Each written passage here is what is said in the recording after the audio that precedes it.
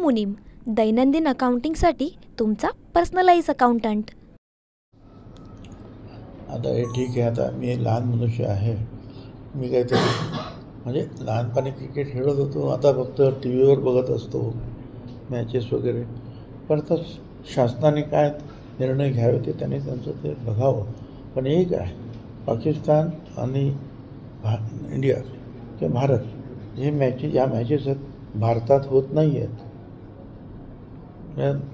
दुसऱ्या देशामध्ये होत आहेत. आता खेळायचं की नाही काय, भारत सरकारने काही तर सारासार विचार केलाच असेल ना. माध्यमांमध्ये सुनावल्याच्या बातम्या आल्या. माध्यमं जे आहेत ना नेहमीच अशा जे लावालावीची कामं करीत असतात आणि ते फार लोकांपर्यंत की अजितदादाने काय टोला दिला आणि तटावलं फटावलं, असं काहीही नाही. उलट तुम्हाला माहिती आहे, मी ज्या वेळेला 2 दिवसापूर्वी जिल्हा कलेक्टर कचेरीमध्ये मीटिंग घेतली, दुसऱ्या दिवशी दादांनी तेच सांगितलं की त्यांनी काम केलेलं आहे 2 कुंभमेळ्यामध्ये. नाशिकचे आहेत, मंत्री आहेत, त्यांना अधिकार आहे, अडचण काय आहे असं ठामपणे सांगितलं. आणि मी तर आता जो काही कायदा केला त्याप्रमाणे स्थानिक मंत्री त्या समितीत असणार हे सुद्धा सांगितलं. ते असेल की आम्ही जाऊन माहिती तर घेतलीच पाहिजे, त्याप्रमाणे आम्ही माहिती घेतली. आणि कुठेही अजितदादाने मला दम मारला नाही, ते कधी असं करत नाही, निदान माझ्या बाबतीत तरी. आणि असं केलेलं नाही. कृपया असले जे धंदे थांबवावेत. कारण काय आहे, कारण मी काही चुकीचं काही केलं नाही. बरं, पालकमंत्र्याच्या बाबतीत मी काय म्हणालो की ठीक आहे, आम्ही आमचे जे नेते आहेत अजितदादा, तडकरे आणि त्याची कोणी त्यांच्याशी चर्चा करू. आता आम्ही त्यांच्याबरोबर चर्चा करणार ना, आणखी कोणाबरोबर चर्चा करणार. आणि ते जर असेल तर त्याची चूक काय आहे? चूक काही नाही. हा पूर्वी जे आहेत ना आमच्या कोकणातले बांधव जे आहेत ते बरेचसे जे बिचारे हे मुंबईच्या मिल्समधून काम करायचे बरेचसे.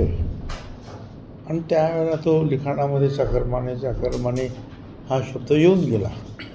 पण त्याच्यानंतर आता आपण पाहतो आहोत एक तर गिरण्या बंद झालेल्या आहेत. दुसरं कोकणामध्ये जे आहेत फळबागा वगैरे ज्या आहेत या मोठ्या प्रमाणावर त्याची लागवड झाली. सरकारनं सुद्धा खूप मदत केली त्याच्यासाठी. त्याच्यामुळे जे इकडचे नोकरी करणारे होते मुंबईतले ते बरेचसे लोक कोकणात जाऊन त्यांनी जे आहेत फळबागा लावल्या, 2 पैसे कमवायला सुरुवात केली. आणि बरोबर आहे की त्यांना कोकणवासीच आता म्हटलं पाहिजे. चाकरमानी कोणाची ते चाकरी करणारे असा त्याचा अर्थ होतो. पण जुन्या काळी जे आहे हे शब्द वापरले जायचे. आता कोकणवासी हा शब्द वापरणं हे एकदम बरोबर आहे. माहीत नाही मला, ते मुख्यमंत्री पाहतील ना काय. त्यांचं मुख्यमंत्री कार्यालय फार मोठं कार्यालय आहे आणि ते काय त्याच्यामध्ये जर काही चुकीचं काय असेल आणि काही ऑब्जेक्शन असेल तर मुख्यमंत्री लक्ष देतील. काही सूचक इशारा वगैरे काही नाही आहे.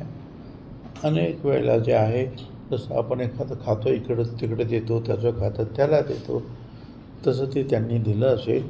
आणि हेही खरं आहे की चंद्रकांत पाटलांकडे जे आहे अनेक मोठ्या जबाबदाऱ्या आहेत, शासकीय जबाबदाऱ्या आहेत, त्याहीपेक्षा ज्या आहेत पक्षाच्या जबाबदाऱ्या ज्या आहेत त्यांच्यावर मोठ्या प्रमाणामध्ये आहेत आणि ते सतत काम करत असतात.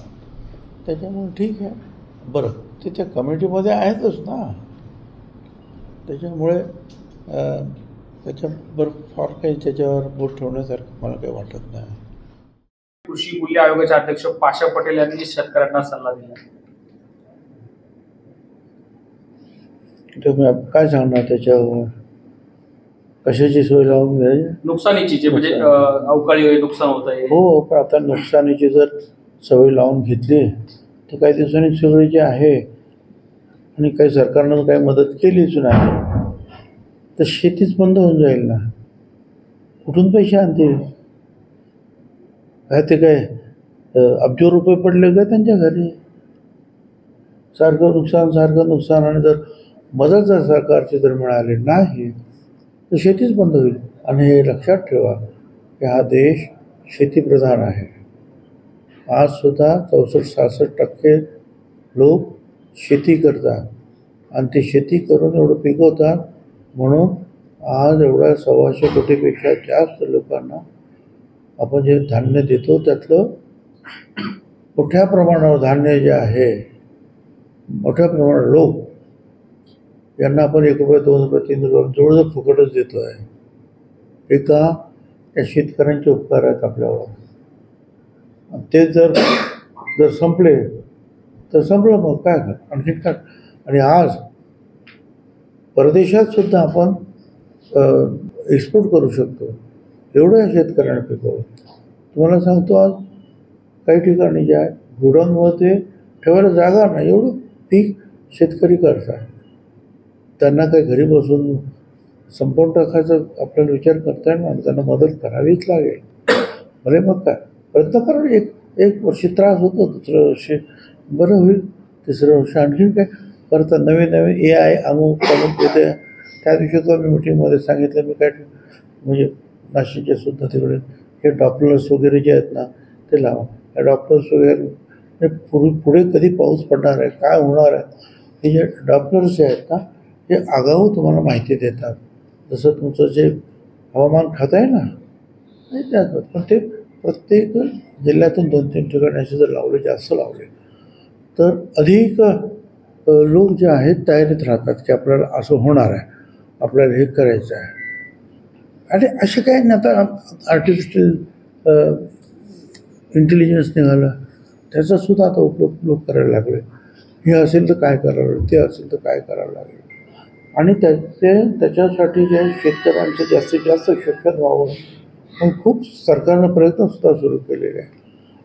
अख्खं जग ह्या सगळ्या ज्या आहेत, ज्याला ग्लोबल वॉर्मिंग म्हणतो, त्याच्यामध्ये सापडलं आहे. पण त्याच्यातून मार्ग काढायचं काम सुरूच आहे ना जगामध्ये. आणि जगामध्ये जर मार्ग काढायचं काम सुरू आहे तर आपण सुद्धा काढले पाहिजे. एक लक्षात घ्या, आज अमेरिकेमध्ये सुद्धा ते भले गॅट करारामध्ये काही जरी म्हणत असले तरी अमेरिका शेतकऱ्यांना मोठ्या प्रमाणावर सबसिडी देते, मोठ्या प्रमाणावर अन्नधान्याचे निर्माण ते करतात. शेतकऱ्यांना फार मोठे. आपण काय देतो त्या मानाने? अडचणीत आलं तर आपण मदत करतो, आणखी काय करतो आता आपण.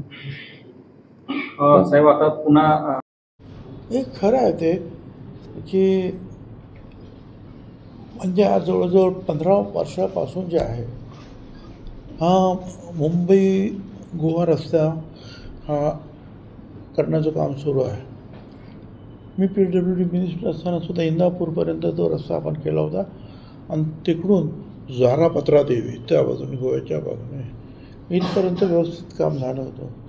त्याच्यानंतर मग त्या काय ते कॉन्ट्रॅक्ट लोकांच्या अडचणी अमुक तमुक, मग मध्ये गडकरी साहेबांनी सुद्धा 2014च्या अगोदर सगळीकडे नारळ फोडल्याने सांगितलं, सगळी पुलं जे आहेत त्या रस्त्यावर हे ताबडतोब मी करतो. आणि असं पण जोरात काम सुरू झालं होतं त्याने. पण मग का असं होतं आहे, काय अडचणी होत आहेत? कदाचित खूप पाऊस आहे हे त्याचं कारण आहे का? खाली लाल माती आहे आणि त्याचा काही परिणाम होतो आहे का? काही सांगता येत नाही. परंतु ते, आणि माझासुद्धा आता बरेच वर्ष काही संपर्क राहिलेला नाही खात्याबरोबर, काही कल्पना नाही आहे. पण ते खड्डे बुजवावे लागते, काहीतरी मार्ग काढावा लागेल. लोन नाशिकपर्यंत आलंय वादाचं. मला असं वाटतं की आपण थोडंसं जे आहे शांतपणे, आता धक्का लागला तर पोलीस आहेत, त्याच्यावर कारवाई करतील. कुणी कायदा हातात घेऊ नये हे मुख्यमंत्री वारंवार सांगतात. पण आपण काय होतं की एखाद्या समाजाचा एक मनुष्य असेल आणि दुसऱ्या समाजाचा दुसरा मनुष्य, लढाई सुरू झाली की आपण एकदम समाजाचं नाव घेऊन मोकळं करू. खरं म्हणजे ते वैयक्तिक ती बाचाबाची असते, पण आपण समाजाला घेऊन टाकतो. एखादा अल्पसंख्याक असेल आणि दुसऱ्या बाजूला आणखीन बहुसंख्याक असेल, आपसात मारामारी असतं, ताबडतोब आपण नाव घेऊन मोकळे की 2 धर्मियांमध्ये मारामारी. पण ते असे 2 व्यक्तीमधला तो प्रश्न असतो. कोणी धक्का लावला, कोणी गाडीला ठोकर दिली, कोणा काय. मग त्याच्यामुळे सर्व समाज गोवण्याचं काही कारण आहे असं मला काही वाटत नाही.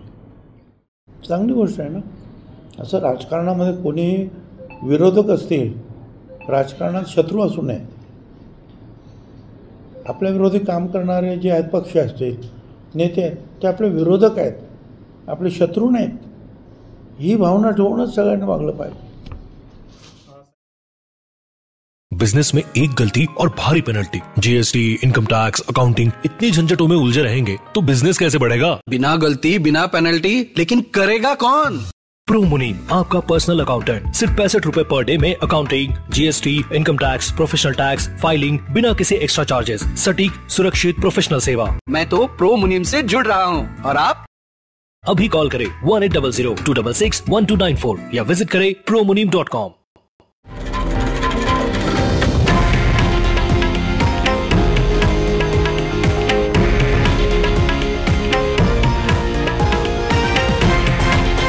हे आहे देशातील नंबर 1 न्यूज नेटवर्क आणि आपण पाहत आहात TV9 मराठी, एकमेव.